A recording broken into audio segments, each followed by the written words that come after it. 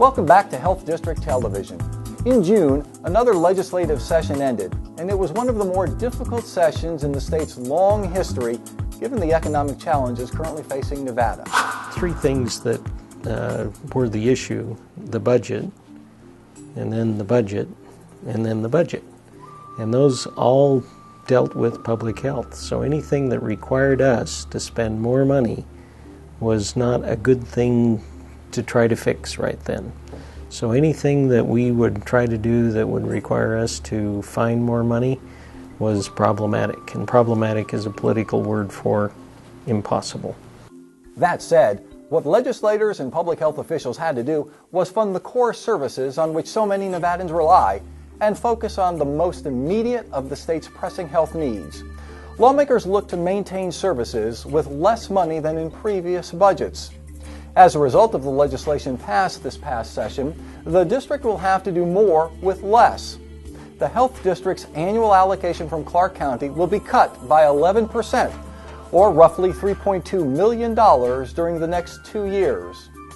Money, or the lack of it, wasn't the only issue of interest to the district facing lawmakers. A host of bills supported by the health district were focused on the legislative response to last year's hepatitis C exposures at ambulatory care centers. There was not only record time, but there was motivation by everybody. I mean, whether it was the doctor, the nurse, the ambulatory surgical center, the hospital, the public health, everybody was on the same page with this. We cannot tolerate the kinds of things that happened with the Hep C crisis here in Nevada. Protecting whistleblowers, improving accreditation, education, and inspection of ambulatory surgical centers. The very trust that we lost with all of these problems has to be regained legitimately and in the open. People have to understand that not only do we care, but we care in a way that's appropriate. And we make sure, not just we care, we make sure we care the right way. In southern Nevada, of the 20,000 children screened with a blood lead test, 25%, 1 in every 4, has been discovered to contain some level of lead in their blood. Assembly Bill 219 encourages blood level screening for children in the most susceptible age group and requires that the results of the blood lead test are reported to the appropriate health authority. Another bill which passed is Assembly Bill 249.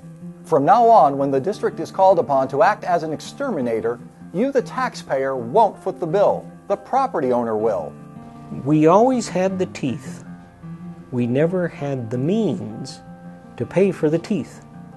So if the health district is called in because your neighbor's pool is semi-empty, green crud in it, and growing mosquito larvae, and you're interested in getting that abated or fixed, you call the health district comes out and they get rid of the hazard, but they have no budget that effectively pays for them to do that.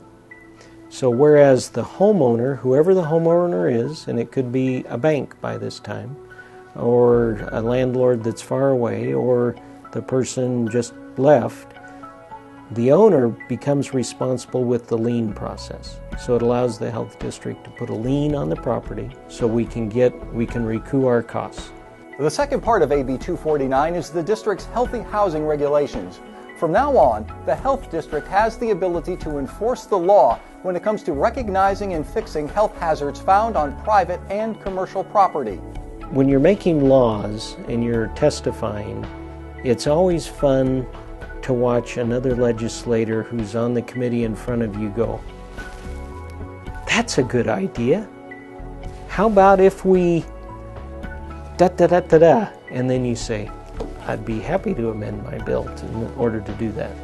And then you develop consensus and you develop a group that comes together and says, "This is a good idea." And the bigger that group is, with the more members, the better chance you have of passing it. As a doctor, an assemblyman, a health district board member, and a member of several legislative committees, Joe Hardy's work doesn't end with the legislative session.